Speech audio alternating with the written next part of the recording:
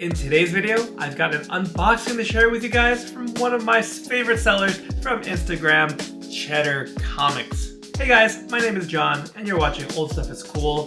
The shipping gods have smiled upon us. Usually I don't unbox too many things, live on the video, but today we're trying something a little different.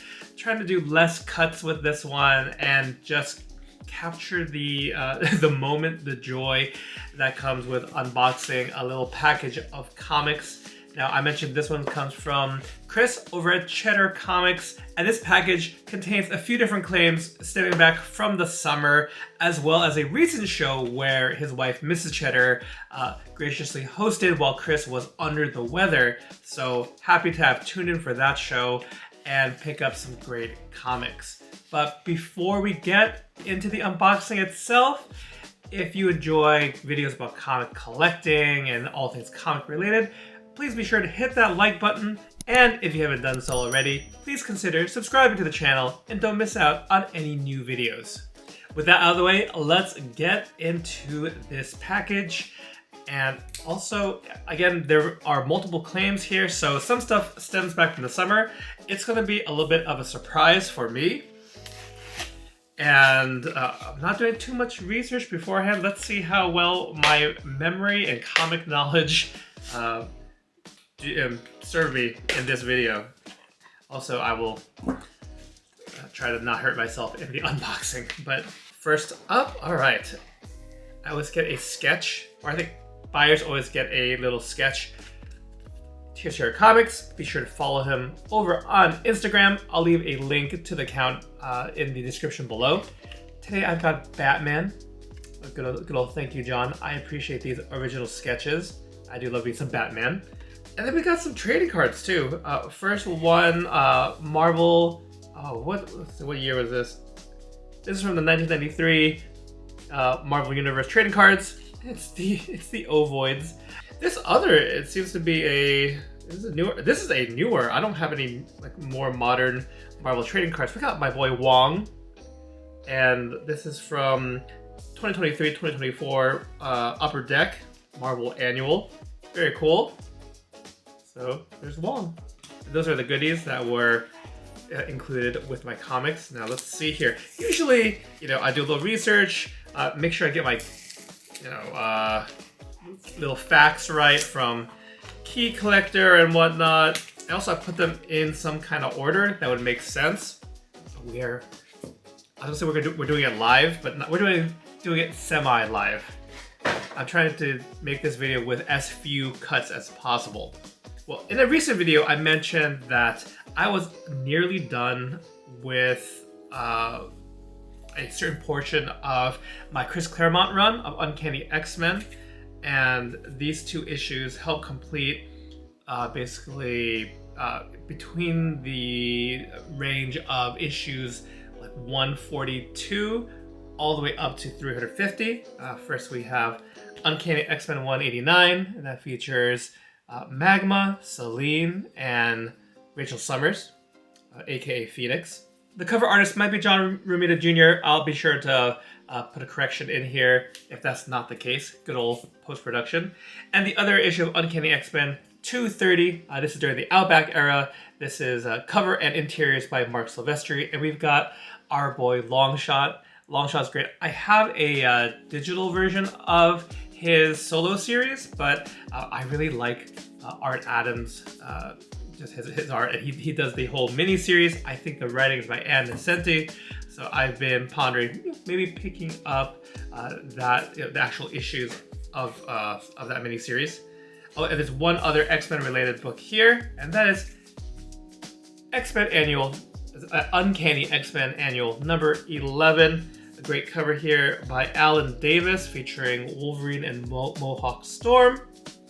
I've been getting the annuals of this one as I can. A fun older book here. It's a low-grade copy of one of my favorite older Bronze Age series, and that's Marvel 2-in-1. But this one is Marvel 2-in-1 King Size Annual number 2, featuring Thanos. And this one is a two-parter, I believe, with one of the Avengers annuals, a major early story featuring Thanos and the eventual defeat of Thanos, as well as the death of Adam Warlock. We also got the Soul Stone, or the Soul Gem, as it was known, back in the day, over here, as well as Captain Marvel, The Thing, and a bunch of classic Avengers. Oh, and Spidey too. Can't forget Spidey. Always wanted this comic. Keeping an eye out. I missed my chance. That Avengers Annual was on the show too, but someone else beat me to it. However, yeah, a lower grade copy, but still a very nice copy, and very happy to have this both, to further complete my Marvel 2-in-1, as well as getting key issues featuring Marvel's classic cosmic characters. There's 3 more books here, so not a not crazy amount of books, but got 2 Spidey books. Amazing Spider-Man number 295, featuring a very abstract cover here. This is a part 2 of a 3-parter that was spread out across the different Spider-Man titles that all kind of had this style art. It looks like Bill Sienkiewicz to me. Again, I will correct myself afterwards if that's not the case, but a very moody, dark cover here. And speaking of moody and dark, we got Web of Spider-Man number 31, and I believe this kicks off Kraven's Last Hunt. This is not the iconic cover from Web of Spider-Man.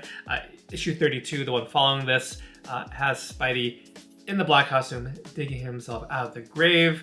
Kraven's Last Hunt, fantastic story. A little atypical, a little darker than your typical Amazing Spider-Man story, but a classic nonetheless. These last 2, I picked up from Cheddar. He always posts the leftovers the day after the sale, and I contemplate whether I want to get into this. Being a completionist, whether it's a full run or a little story arc or something, I had to seriously consider whether I want to go down this rabbit hole. But given that I'm currently loving all things Moon Knight related, I had to pick up the end of Mark Spector Moon Knight. These last few issues feature the debut and art of Stephen Platt. So I've got issue 58 here. And Stephen Platt is highly detailed, hyper detailed rather, very much in a similar vein to Todd McFarlane. He might not be to everyone's taste, but this came at a time where I was a couple of years into comic collecting, and it just hit me at the right spot.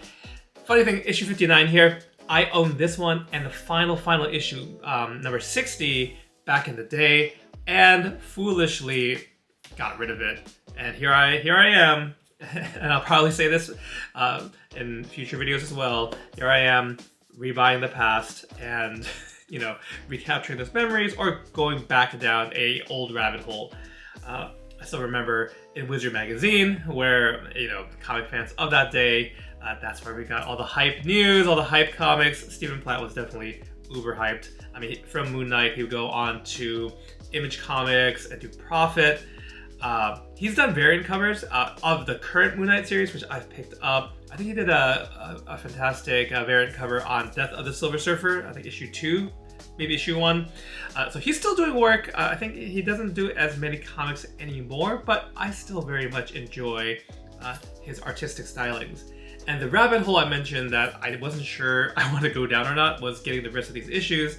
So I still need issue 60 and then 55 through 57, and in particular, I think 55, the first Stephen Platt, and then I think 56 that has the cover with Moon Knight and Spider-Man, command a lot. And I'll show the Spider-Man and Moon Knight cover. You can definitely see the comparisons to Todd McFarlane there.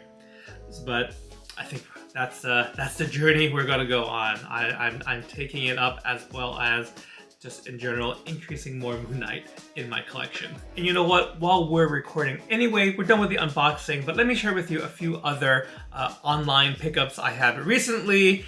Nothing crazy, but these 4 books came from a Facebook Facebook comic claims group, which I've found some good deals as of late.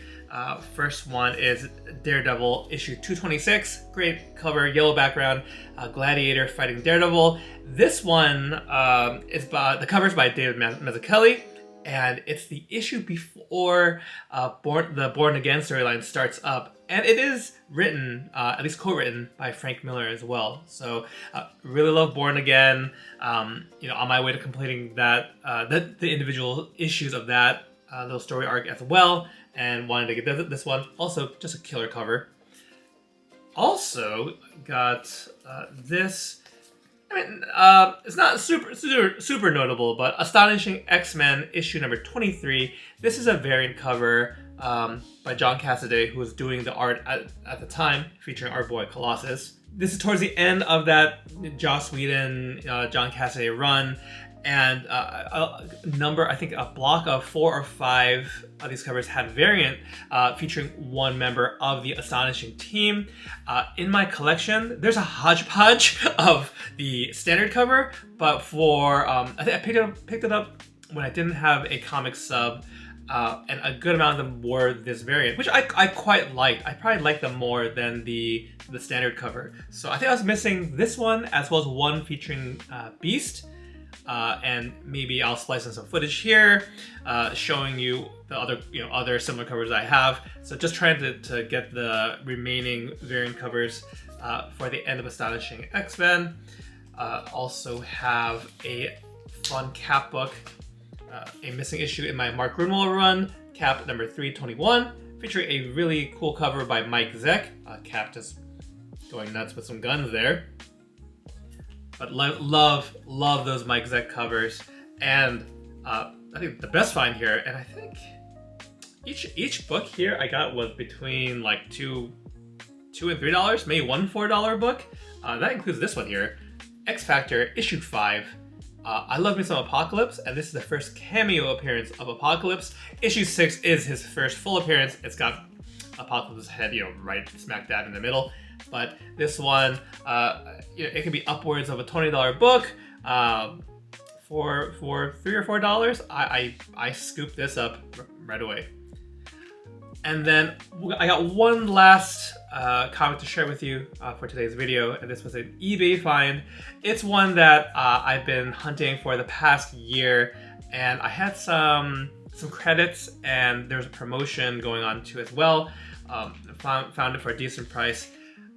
There's a little bit of spec going on with this book too, maybe hedging my bets, but also happy to keep this one forever and ever. If it came to that. The book is The Invincible Iron Man number 150. I already have part 1 of the story, issue 149. Found that at a local comic shop. This one, I've been keeping an eye out for, and I've seen plenty of copies that mid-grade and low-grade, especially with the spine. I noticed that one, it's hard to keep it intact. This one is a beautiful copy. I am so psyched to have this. I mentioned there's some spec. I mean, there are a lot of Doctor Doom related things that anything with Doom on it, and Doom and Iron Man, given Robert Downey Jr.'s casting as Doom, and at this point in time, in October of 2025, we don't know exactly what the storyline is. It might be funny to come back to this video after the movies come out, but there's all sorts of spec, even before Robert Downey Jr.'s announcement. I've always loved this story, so I mean, I say there's some speculation. That's more like a bonus. I would want this issue anyway. It's on my 2025 goal, goal books. So scratch that off. It's a newsie, so that was a little bonus. And again, I was able to find it for a price, along with some, other ways to discount it that made me feel good about buying it online. Although I would say overall, I'm trying to shift to buy more things in person, just to help support, local vendors, local businesses, whatnot. But it's still hard to pass up a good deal online. But yeah, we're gonna keep this one short and sweet. So a great unboxing from some books I built up over at Cheddar Comics, and then some recent pickups, some awesome Iron Man 150 action. Let me hear from you in the comments below. I read all the comments and try to respond as I can.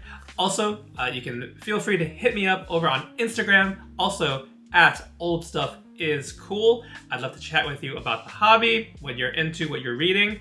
But that's gonna do it for this video. Thank you guys so much for tuning in, and I hope to catch you in the next one. Happy collecting, and see you next time.